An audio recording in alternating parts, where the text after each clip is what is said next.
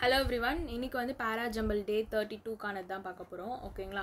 So first எப்பவுமே video pass பண்ணிவிட்டு நீங்கள் ஃபஸ்ட்டு ட்ரை பண்ணி பாருங்கள். தென் வந்து இந்த வீடியோ ஃபுல்லாக அனலைஸ் பாருங்கள். அப்போ உங்களுக்கு இன்னும் யூஸ்ஃபுல்லாக இருக்கும். ஓகேங்களா? ஸோ ஓகே, ஃபஸ்ட்டு இப்போ நம்ம என்ன பண்ணணும் அப்படின்னா, ஃபஸ்ட்டு ஜென்ரல் ஸ்டேட்மெண்ட் எது இருக்க வாய்ப்பு இருக்குது அப்படின்றத கண்டுபிடிக்கணும். மற்ற எல்லாத்தையும் எலிமினேட் பண்ணிவிட்டு. கரெக்டாக? ஸோ இதுதான் நம்ம ஃபஸ்ட்டு பண்ணணும் எப்போவுமே. ஸோ பார்ப்போமா? ஸோ இங்கே இட்டுன்னு ஸ்டார்ட் ஆகுது. ஸோ இட்டுன்னு ஒரு ஸ்டேட்மெண்ட் ஸ்டார்ட் ஆகுமா பேசேஜ்? நோ. ஸோ அப்போ இட்டுனா முன்னாடி ஏதோ ஒரு விஷயத்த பேசியிருப்பாங்க, அதுக்குடைய ப்ரொனவுன் தான் இட்டாக வரும். கரெக்டாக? அப்போ அது வராது ஃபஸ்ட்டு சென்டென்ஸாக. இன்க்ளூடிங் ஒன் க்ரோத்துன்னு சொல்லியிருக்காங்க. என்ன சொல்லியிருக்காங்க? Including one worth. சாரி, அப்போனா ஏதோ ஒரு விஷயத்தை ஏதோ ஒரு வர்த்தை பற்றி முன்னாடி பேசியிருப்பாங்க, அதனால தான் இங்கே இன்க்ளூடிங் ஒன் வர்த்துன்னு கொடுத்துருக்கலாம். ஸோ அப்போது இதுவுமே எனக்கு ஃபஸ்ட்டு ஸ்டேட்மெண்ட்டாக வராது. கிளியர்? தென் தேர்ட் பாருங்க, பட் திஸ் ரைஸ். என்னது? But this rice. கரெக்டா? ஸோ பட் அப்படின்னா ஆனால் அப்படின்ட்டு ஒரு கன்ஜெக்ஷன் இங்கே யூஸ் பண்ணுறாங்க. ஸோ அப்போது இதுவுமே வந்து ஃபஸ்ட்டு ஸ்டேட்மெண்ட்டாக வராது. ஓகே, ஸோ இப்போ எனக்கு ஏல ஸ்டார்ட் ஆகிறதும் வரத்துக்கு வாய்ப்பு இருக்குது. டி இதுவுமே பார்க்குறதுக்கு ஜென்ரல் ஸ்டேட்மெண்ட் மாதிரி இருக்குது. ஸோ நம்ம படிச்சிட்டோன்னா நம்மளுக்கு எதுன்றது ஈஸியாக புரிஞ்சிடும். கரெக்டாக? Unity in diversity. Unity in diversity has long served as India's unofficial motto. Unity in diversity அப்படின்றது இந்தியாவோட அன்அஃபிஷியல் மோட்டோவாக ரொம்ப நாளுக்கு இருந்திருக்கு. ஓகேங்களா? ஸோ என்ன சொல்லியிருக்காங்க? ரொம்ப நாளைக்கு இருந்திருக்குன்னு சொல்லியிருக்காங்க. ஓகேங்களா? Long served. So unity in diversity இந்தியாவோட அன்அஃபிஷியல் மோட்டோவாக ரொம்ப நாளைக்கு இருந்திருக்கு. பட் ஆனால் unity in divergence may be a truer reflection of its socio economic milieu. Okay, actually என்ன சொல்கிறாங்க இந்த பாயிண்டில்? யூனைட்டி இன் டைவர்சிட்டி அப்படின்றது இந்தியாவோட அன்அஃபிஷியல் மோட்டோவாக ரொம்ப நாள் சர்வ் ஆயிருக்கு. ஆனால் யுனைட்டி இன் டைவர்ஜென்ஸ் வந்து அதுதான் வந்து ஒரு ட்ரூவர் ரிஃப்ளெக்ஷனாக இருந்திருக்கலாம் மேபி அப்படின்னு சொல்கிறாங்க. எதுக்குன்னு பார்த்தீங்கன்னா சோஷியோ எக்கனாமிக் மைலியக்கு. ஓகே, ஸோ இதில் வந்து ஒரு ஜென்ரலாக ஒரு விஷயத்தை பற்றி பேசுகிறாங்கன்னு சொல்லலாமா? யூனைட்டி இன் டைவர்சிட்டி, யூனைட்டி இன் டைவர்ஜென்ஸ் அப்படின்றத பற்றி பேசுகிறாங்கன்னு சொல்லலாமா? ஸோ எனக்கு நெக்ஸ்ட் சென்டென்ஸும் நான் படித்தாதான் இது ரெண்டுத்தில் நான் எது ஃபஸ்ட் அப்படின்றத என்னால் வந்து சொல்ல முடியும். ஸோ நான் ஈயும் படிச்சிடுறேன். எ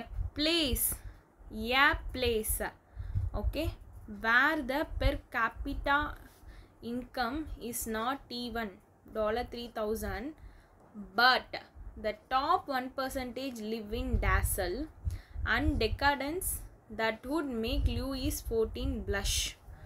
Okay, ஸோ இப்போ எனக்கு நீங்கள் படிங்க. எ பிளேஸ், அந்த பிளேஸ் தான் வந்து வேறு எதாவது பர் கேபிட்டா இன்கம் வந்து நாட் ஈவன் $3,000 இல்லைனாலும், ஆனால் டாப் 1% வந்து டேசல்லையும் டெக்கடன்ஸ்லையும் தான் வந்து லிவ் ஆகுது. அது என்ன மேக் பண்ணுதுன்னா லூயிஸ் 14 ப்ளஷ் அப்படின்றத மேக் பண்ணுதுன்னு சொல்கிறாங்க. இப்போ உங்களுக்கு நம்ம 2 சென்டென்ஸ் படித்து மீனிங் பார்த்தோம். இந்த ரெண்டுத்தில் எது வந்து எனக்கு ஏதோ ஒரு விஷயத்த ஜென்ரலாக சொல்கிற மாதிரி இருக்குது அப்படின்னு பார்த்தீங்கன்னா எனக்கு டீல தான் இருக்குது. ஏன் ஈல இல்லைன்னா, ஈல வந்து ஏதோ ஒரு விஷயம் பேசியிருக்காங்க, ஆனால் எதை பற்றி பேசியிருக்காங்க அப்படின்றது ஒரு கிளியர் இதுவே கிடையாது. கரெக்டாக? ஸோ அப்போது இது ரெண்டுத்தையும் கம்பேர் பண்ணும்போது எனக்கு ஜென்ரலாக ஓகேங்களா இந்த தீமில் தான் இந்த சென்டென்ஸ் பேசேஜஸ் இருக்கும் அப்படின்ற மாதிரி இது ரெண்டுத்தில் படித்து பார்க்கும்போது இந்த டி தான் தெரியுது. கரெக்டாக? ஸோ அதனால் வந்து எனக்கு டி வந்து ஃபஸ்ட்டு சென்டென்ஸாக இருக்க வாய்ப்பு இருக்குது. இப்போ பேலன்ஸ் 4 கண்டுபிடிக்கணும். கரெக்டாக? ஓகே,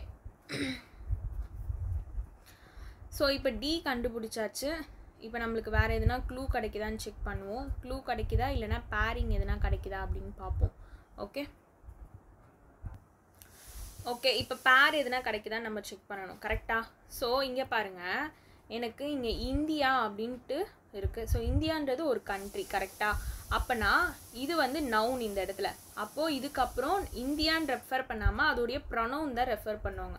ஸோ நான் ஆல்ரெடி இதை சொன்னது தான். ஸோ நவுன் ப்ரொனவுன் இந்த மாதிரி அதுக்கு பேர் இருந்தால் நீங்கள் செக் பண்ணி பாருங்கள் அப்படின்ட்டு. ஸோ அப்போ எனக்கு இந்தியான்ற ஒரு நவுன் என்ன இருக்குன்னா அதுக்கப்புறம் வந்து அதை பற்றி பேசுகிற ஒரு ப்ரொனவுன் இருக்கும் ஆப்வியஸாக.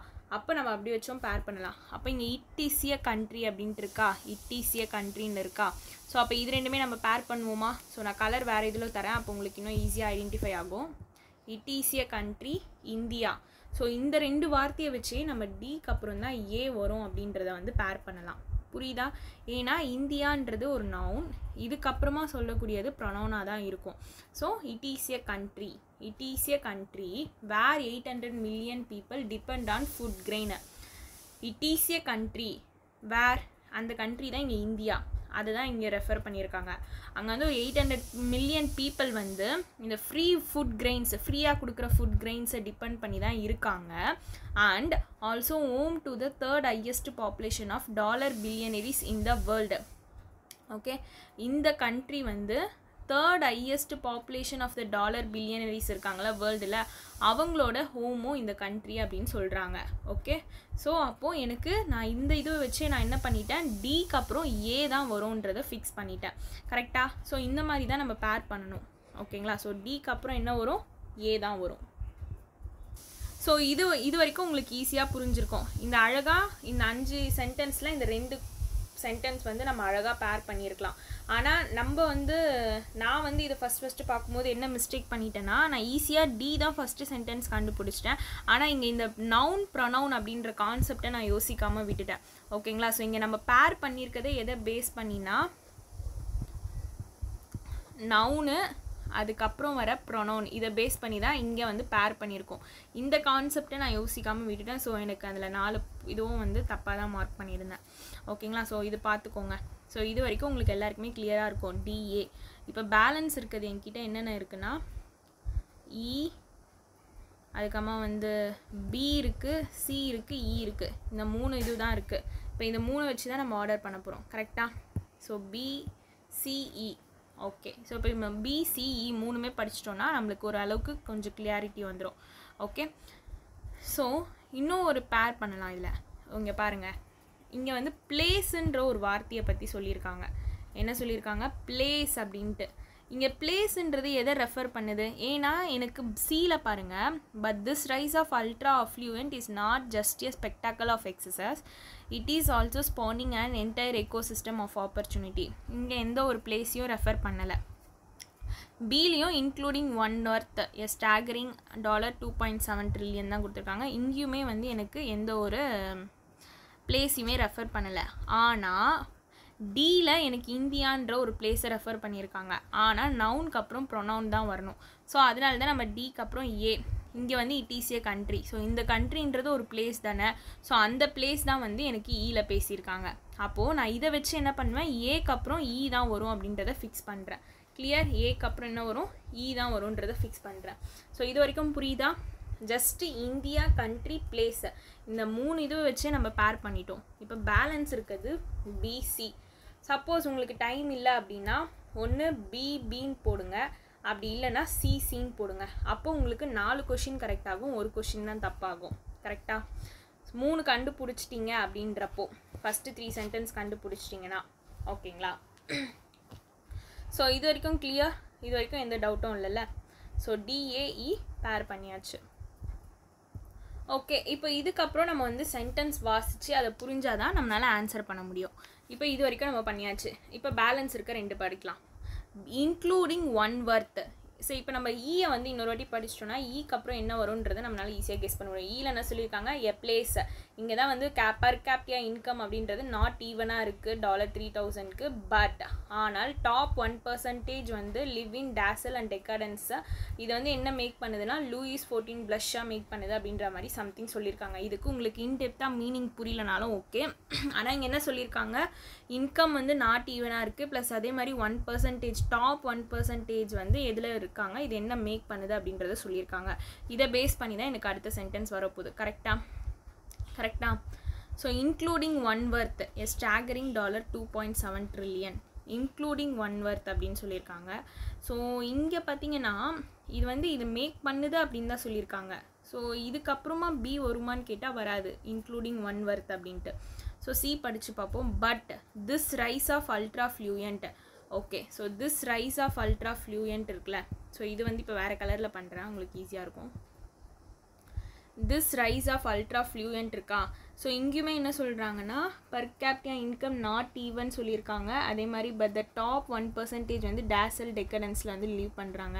ஸோ இந்த அல்ட்ரா ஃப்ளூயண்ட் அப்படின்றது இன்க்ரீஸ் ஆகுனதுனால, பட் ஆனால் this rise of ultra affluent is not just a spectacle of excess, so it is also spawning an entire ecosystem of opportunities அப்படின்னு சொல்லியிருக்காங்க.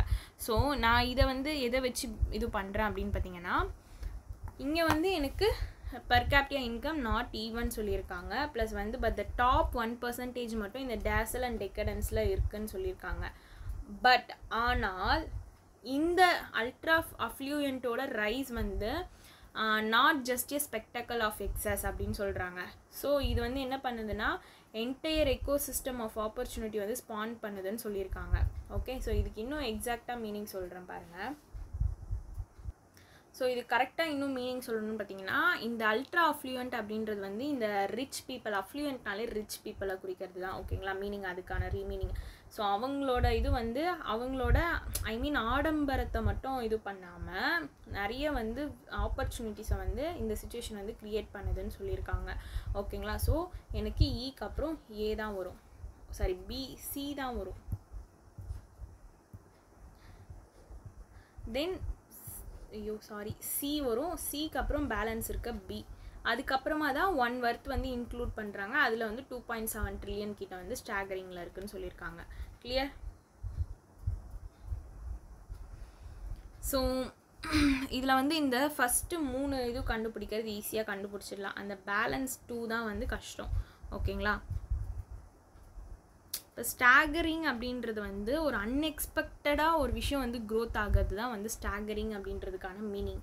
ஓகேங்களா, ஸ்டாகரிங் அப்படின்றது ஒரு அன்எக்ஸ்பெக்டடான ஒரு க்ரோத் இருக்கும்ல, ஸோ அதுதான் ஸ்டாகரிங். ஓகேங்களா, ஸோ இப்போ நான் டி வந்து ஜென்ரலாக பேசுகிறாங்க, ஸோ அதனால் ஃபஸ்ட் சென்டென்ஸ் டியில் பேசுகிற இந்தியா வந்து நவுனு, ஸோ நவுனுக்கு அப்புறம் ப்ரொனவுன் வரணுன்றதுனால ஏ வந்து சூஸ் பண்ணியிருக்கோம். ஸோ ஏல வந்து கண்ட்ரின்ற பிளேஸ் பற்றி பேசியிருக்காங்க, ஸோ ஈலையும் அந்த பிளேஸை தான் பற்றி பேசி ஸ்டார்ட் பண்ணியிருக்காங்க. அதனால் டிஏஇ பேர் பண்ணியாச்சு. ஸோ ஈக்கு அப்புறம் ஏன் சினா, இங்கே வந்து நாட் ஈவனாக இருக்குது, 1% கிட்ட வந்து இதில் இருக்குதுன்னு சொல்லியிருக்காங்க.